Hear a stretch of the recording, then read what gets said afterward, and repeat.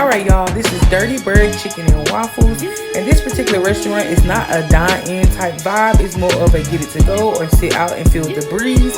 I was a little shocked, you know, because up north they're not heavy on the seasons like we are down south. So I tried the bird box, which was a variety of different things like the wings, tenders, mozzarella sticks.